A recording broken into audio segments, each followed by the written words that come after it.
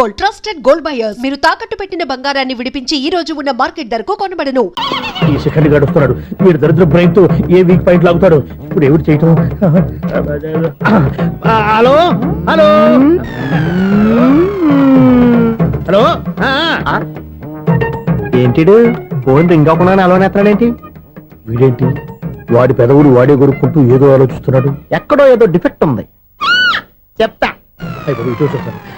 Hello, నేనయ్యా secretary మాట్లాడుతున్నాను. Sweeper అనుకుంటున్నావా ఏంటి? ముందు మీరు ఫోన్ మాట్లాడండి, తర్వాత మనం మాట్లాడుకో. ఓకే ఓకే, తర్వాత మాట్లాడుకుందాం. ఈడేంటి నేను ఇది చెప్పిందే ఫోన్ లో వేరే ఒకటి చెప్తాడు. ఏంటి బాబు, రాగానే ప్రాబ్లం ఏంటో చెప్పాలి. అనుమానంగా అలా చూస్తున్నావేంటి? డ్రైనేజ్ ప్రాబ్లం అండి. సంవత్సరం నుంచి చెప్తానే ఉన్నాను కదా. అయితే రైల్వే స్టేషన్ లో రిపోర్ట్ చెయ్యి. నాకు చెప్తావేంటి? అసలు నేను అడిగిందేంటి, మీరు చెప్పేదేంటి? సింక్ లేకుండా మాట్లాడతారేంటండి? సింకు లేకుండా మాట్లాడుతున్నాను. ట్రైన్ గురించి కదా నువ్వు అడిగావు. అదిగో మళ్ళీ నేను డ్రైనేజ్ అంటుంటే మీరు ట్రైన్ అంటారేంటండి? డ్రైనేజీయా? ఎక్కడో లిప్పులిప్పు తెలిపోయింది.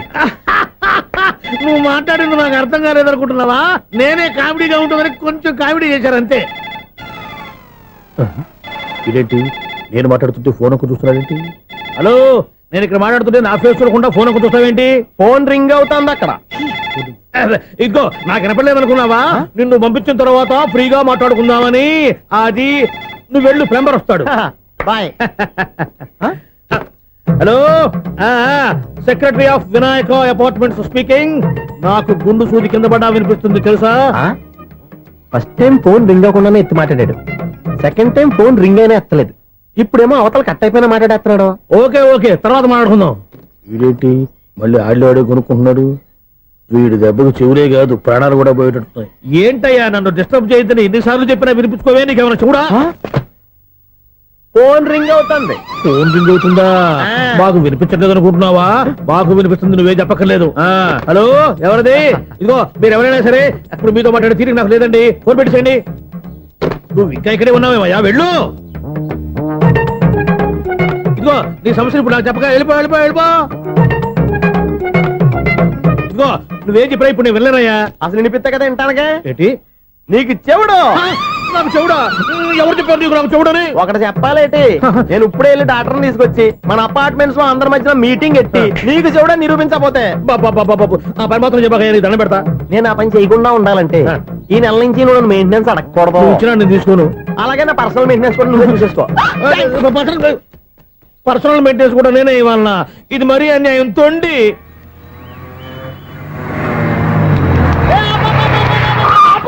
కండక్టర్ లాగా అరిపోయింట్రా. నేనేమన్నా డ్రైవర్ అనుకున్నా? ఒకసారి అలా చూడా. స్వప్న స్వప్నం తప్ప నీకు ఈ ప్రపంచంలో ఎవరా అనరా? ఆ సైడ్కి చూడు. వాడెవడో అమ్మాయి సైడ్ కొడుతున్నారా? నువ్వు స్ట్రైట్ గా ఇలా కొట్టాయి. పాప వాడేం చేశాడు? ఆడు కాదు, నాలో ఉన్న డైరెక్టర్ చేస్తాడు. స్వప్నాల ఫ్యామిలీకి ప్రేమ అంటే సిరాకు. ఇప్పుడు నువ్వు స్ట్రైట్ గా వెళ్ళాడు నాలుగు బీకి ప్రేమకు వ్యతిరేకంగా భారీ డైలాగులు చెప్పావనుకో, వెంటనే స్వప్నం నేను చూసి నువ్వు కూడా తంట అయిపోయాని ఫీల్ అయిపోద్ది. ఆ ఫీల్ నేను గోల్ వైపు నడిపిస్తుంది. అన్న స్పెట్స్ అడితే మాస్, అన్న సీన్ ఎత్తే మాస్, అన్న వాచ్ అడితే మాస్, అన్న డైరీ అయిపోయినా మాసేనా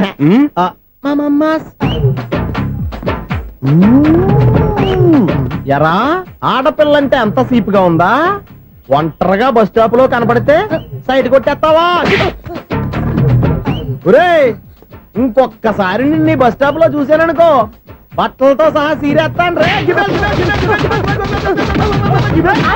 ఆయన ఎందుకు కొడుతున్నారు? నువ్వు ధైర్యంగా ఉండమ్మా, నీకు నేనున్నాను. నువ్వు నాకెందుకు ఏడవడానికి? ఆయన వదలండి. అదేంటమ్మా సైడ్ కొట్టి వాళ్ళందరినీ క్షమించేస్తున్నావా? సైడ్ కొట్టడం ఏంటి? మా ఇద్దరికి నిశ్చితార్థం అయిపోయింది.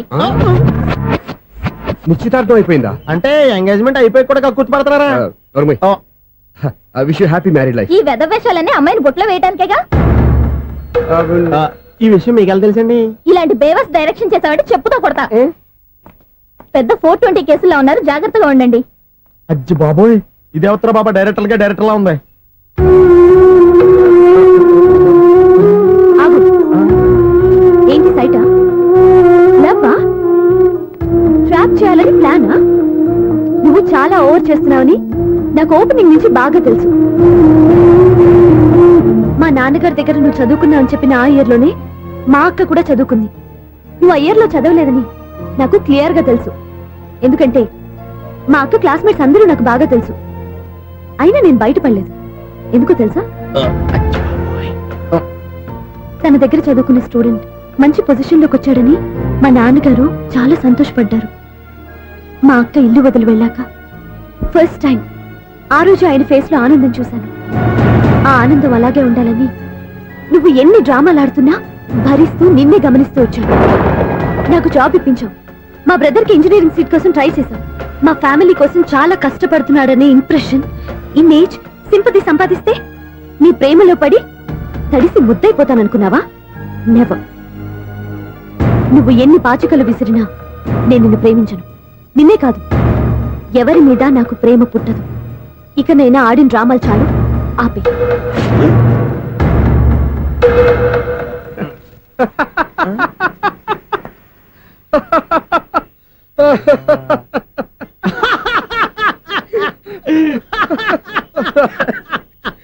నేను ఆ అమ్మాయిని ప్రేమిస్తానంట.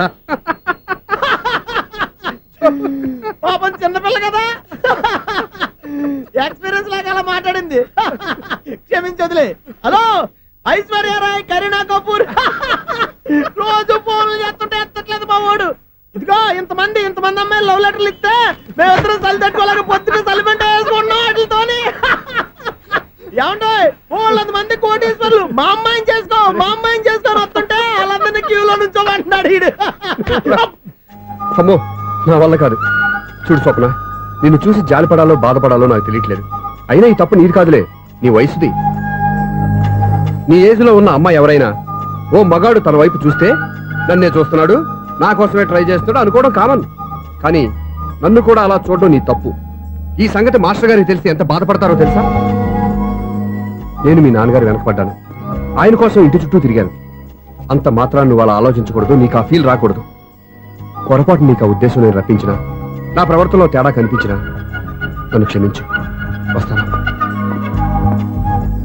హలో, మా ఓడు జెంటిల్మెన్ కాబట్టి జెంటిల్మెన్ లా బిహేవ్ చేశాడు, అడ్వైజ్ చేశాడు. అంత మాత్రం చేత మీరు ఇప్పుడు ఇంటికి వెళ్ళిపోయి దుబ్బని బెడ్ మీద పడిపోయి అటు ఇటు తెగదొల్లేసి తలగల్లేసి ఇంచేసి సాంగులోకి వెళ్ళిపోకండి, రాంగ్ సిచ్యువేషన్ అయిపోద్ది. హ్యాపీగా ఇంటికి వెళ్ళి అన్ని మర్చిపోయి హాయిగా నిద్రపోండి. Good night. జట్ట అలా అవుట్.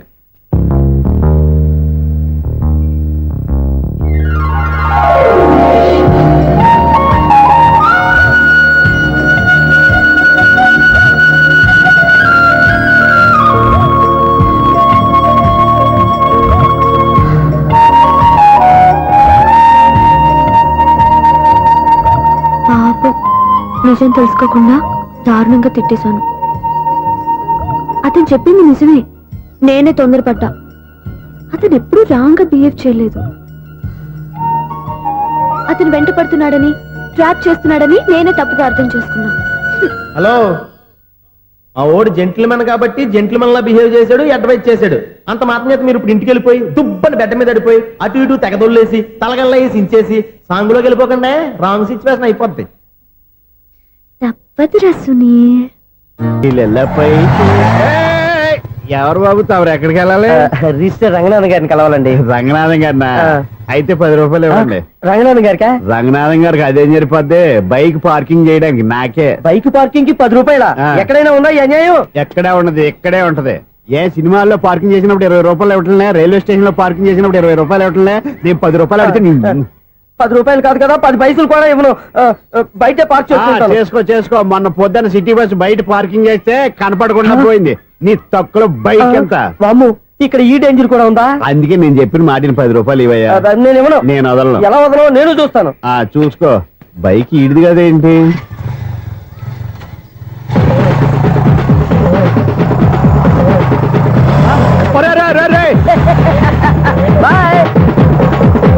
ఉల్లుక్క పట్ట నాకే మస్క ఇచ్చిన లోపలికి వెళ్తావరా? రేయ్, ఇది సింగిల్ గేట్ పద్మం ఇవ్వరా, దొరక్కపోవు నీ సంగతి చూస్తా. ఏది నువ్వు చూసేది? సీడీ చుట్టానికి నా పర్మిషన్ ఎందుకు? ప్లేయర్ కావాలి కానీ. ప్లేయర్ లేదు కాబట్టి నీ దగ్గరకు వచ్చాం. ఒక 6,000 ఇత్తలు కొనేసుకుంటాం. ఎంత? జస్ట్ 6,000. Just 6,000 sir? నువ్వు అడిగినప్పుడు ఇవ్వడానికి ఇక్కడ నేను ఫైనాన్స్ కంపెనీ పెట్టుకోలేదు. అంతేనా నా మాటలువా? వినాను, నాకు ఎరపడదు, ఇలాంటివి అసలు పడవు. ఏంటి చెప్పు? చెప్తా. చెప్పు. ఓనా అపార్ట్మెంట్స్ సునీల్, మనం ట్రైన్కి డ్రైనేజీకి వ్యక్తిని సెక్రటరీగా పెట్టుకున్నాం. అరే ఆపరా బాబు, అందుకే మన సమస్యలన్నీ చెప్తున్నా. ఆయన చెవికి వినపడట్లేదు. మన సమస్యలు వినలేను చెవిటివాడా మన సెక్రటరీ. రే అపరా బాబు, ఎందుకలా లౌడ్ స్పీకర్ లా పెద్దగా అరుస్తావు? పోను ఒక్కొక్కరి దగ్గరికి వెళ్ళి చెవిలో సీక్రెట్ గా చెప్పానా? CD player ఖరీదంతా 6,000. ఇస్తానులే, తీసుకో. ఇప్పుడు డబ్బులు లేవు కానీ బయటకు వెళ్ళినప్పుడు ఏటీఎం లో డ్రా చేసుకొస్తా. అక్కర్లా, మన అపార్ట్మెంట్స్ పక్కనే ఏటీఎం మిషన్ ఉంది. నా అకౌంట్ లో ఎంత ఉంది? 18,000 దాకా ఉన్నాయి. మొత్తం కనుక్కున్న డీటెయిల్స్. సరిపోయి ఆఫీస్ లో కూర్చో, నేను డ్రా చేసుకొస్తా.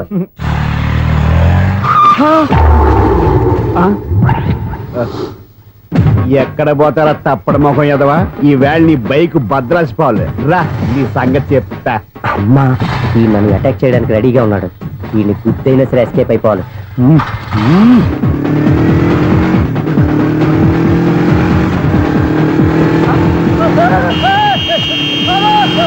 సీడీ ప్లేయర్ కూడా పెట్టారంట.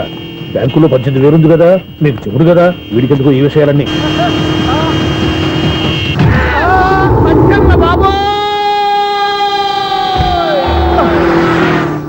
ఒరే ఎదవా, 10 రూపాయల గురించి మా సెక్రటరీ గారిని చంపేస్తావా? సెక్రటరీ గారు బతికే ఉన్నారా? ఆడెవడో హార్న్ కొట్టచ్చు కదా. ఆరినట్టండి బాబు, సైరన్నే కొట్టాడు. నేను కొట్టమన్నది హారను. సర్లేండి, ఎవరినో చూస్తే బాగుండు. లేవండి. నేను కింద పడ్డారని అందరికి చెబుతావా ఏంటి? చిచ్చి, ఎందుకు చెప్పను? అది ఆ మాత్రం అభిమానం ఉండాలి సెక్రటరీ అంటే. ఇంక లేవండి. థ్యాంక్స్. మీరేమి కంగారు పడకండి, బ్రహ్మాండమైన సంబంధం తీసుకొస్తాను. మీరు నా మాట నమ్మాలి. ఇదే మాట సంవత్సరం నుంచి చెప్తున్నారు. ఏం చేయమంటారు సార్, ఈ రోజుల్లో కూడా పెళ్లి కొడుకులు కట్నం అడుగుతున్నారు, లేదా అమ్మాయికి జాబ్ ఉందా అని అడుగుతున్నారు. ఎలాగో అమ్మాయికి జాబ్ వచ్చేసింది కాబట్టి ఓ బ్రహ్మాండమైన సంబంధం చూస్తాను. మీరు నా మాట నమ్మాలి. వస్తానండి, వస్తానమ్మా.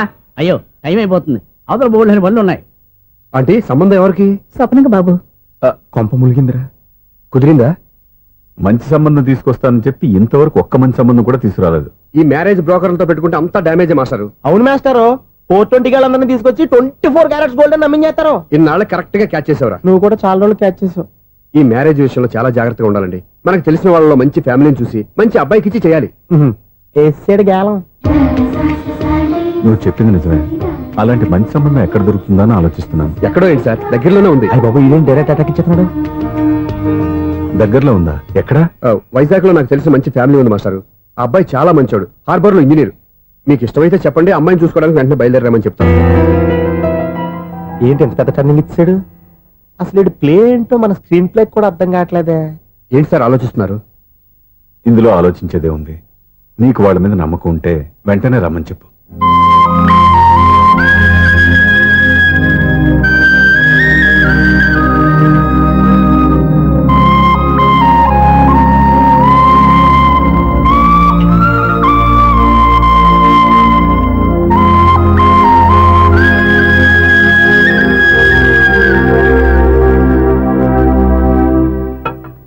మీ గురించి మీ కుటుంబం గురించి సూర్య ఎంతో గొప్పగా చెప్పాడు. మిమ్మల్ని చూశాక ఆ నమ్మకం ఇంకా ఎక్కువైంది. మా సూర్యకి నా మీద నా అభిమానం లాంటిది. ఒక్కొక్కప్పుడు మంచి స్టూడెంట్ దొరకడం కూడా గురువు అదృష్టం. మా సూర్యని చూసినప్పుడల్లా నాకు అదే అనిపిస్తుంది. మాస్టర్ అలాగే అంటారు, మీరేం పట్టించుకోకండి. ఇది చిన్నప్పటి నుంచి ఇంతేనండి, ఎవరి పోకుండా ఈజీగా సిగ్గుపడిపోతాడు. మీరు కూడా మాస్టర్ దగ్గరే చదువుకున్నారా? నేను ఈయన దగ్గర చదువుకున్న తక్కువ అని వీళ్ళ ఇంట్లో చదువుకున్న ఈనాడు పేపర్లు ఎక్కువ అండి. తను సినిమా రైటరు, డైరెక్టర్. డైరెక్టరా? ఇంతకు మీరు ఏ సినిమాలు తీసారండి? ఇంకా తీద్దామని వీడేం చేస్తారు? వీడి గురించి చెప్పాలంటే మాయా బజార్ అంత కథ ఉందండి. ముందు అమ్మాయి ఎలా ఉందో చెప్పండి. ఆ అమ్మాయికి ఏమండి బంగారు బొమ్మలా ఉంది. బొమ్మలా ఏంటండి? అందం మంచితనం ఉన్న అమ్మాయి అందరికీ దొరుకుతుందా? పైగా చదువుకు చదువు, తెలివికి తెలివి. ఒక మాటలో చెప్పాలంటే ఆమె మీ ఇంటి కోడలైందనుకోండి, సరస్వతీదేవి, లక్ష్మీదేవి మీ ఇంట్లో కొలువున్నట్టే. నీ మనసులో నా గురించి ఇన్ని ఆలోచనలున్నాయా? నువ్వే గెలిచావు.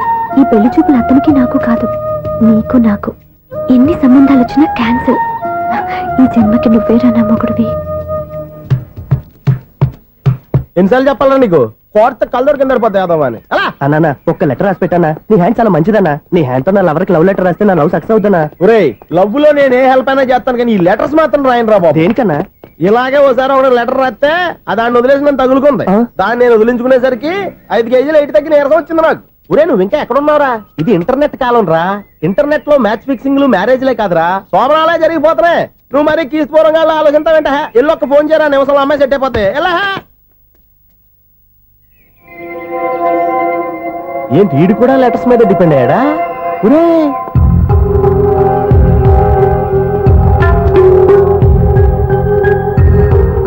పూజ్యులైన నాన్నగారికి మీరందరూ క్షేమాన్ని తలుస్తాను. నా మీద మీకు ఇంకా కోపం తగ్గలేదని నాకు తెలుసు, కానీ నేను ఎక్కడ ఉన్నా మీరు, అమ్మ, చెల్లి, తమ్ముడు బాగుండాలని కోరుకుంటాను. ఇన్ని రోజులు గడిచినా మీరు నన్ను క్షమించకపోవటం నా దురదృష్టం. ఏదో ఒకనాటికి నన్ను అర్థం చేసుకుంటారని నమ్మకంతో ఉన్నాను. ఇట్లు మీ కూతురు కాని కూతురు దివ్య.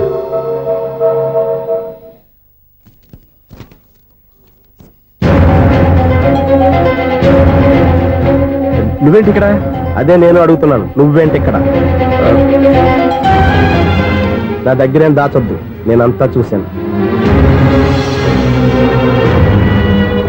అందరిలాగే మా అపార్ట్మెంట్స్కి వచ్చావు అనుకున్నాను, కానీ కావాలని వచ్చావని ఇప్పుడే అర్థమైంది.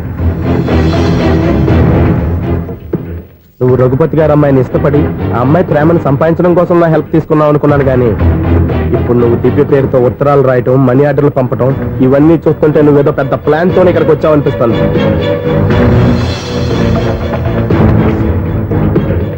ఇప్పటి వరకు నా హెల్ప్ వల్ల అందరికీ మంచి జరిగింది. ఇప్పుడు నీ వల్ల రఘుపతి గారి కుటుంబానికి అన్యాయం జరగబోతుందని నాకు అనుమానంగా ఉంది. ఎందుకు ఇలా చేస్తున్నావు? ఏం సంబంధం ఉందని వాళ్ళతో ఇంత ప్రేమ నటిస్తున్నావు? చెప్పు. ఉంది, సంబంధం ఉంది. నేను ఆ ఇంటి అల్లుణ్ణి. దివ్య దివ్య అని మీరు అందరూ అంటుంటారే, ఆ దివ్య నా భార్య.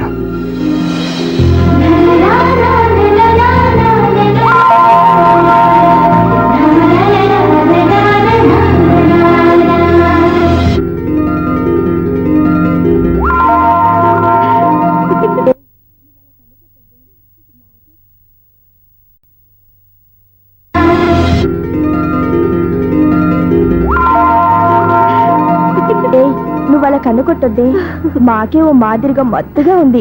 మగాళ్ళైతే పిచ్చికి కింద పడిపోవాల్సిందే. ఏయ్, మనం దిగాల్సిన ప్లేస్ వచ్చేసిందే, కానీ బస్సు అక్కడ ఆపడేమోని. ఎందుకు అప్పుడు? మిస్టర్ కండక్టర్, ఆ రెస్టారెంట్ దగ్గర బస్సు ఆపుతారా? ఎక్కడ పడితే అక్కడ ఆపనని ముందే చెప్పాను కదమ్మా.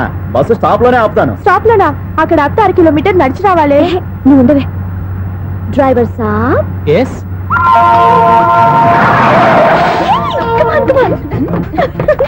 డ్రైవర్ సాబ్, రొంబ థ్యాంక్స్.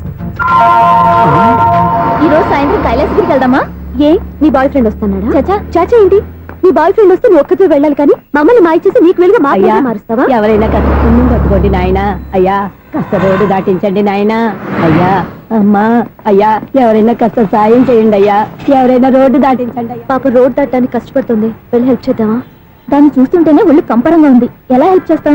ఎలా అని ఆలోచిస్తూ కూర్చుంటే ఏం చేయలేం. వెళ్ళి హెల్ప్ చేయాలి.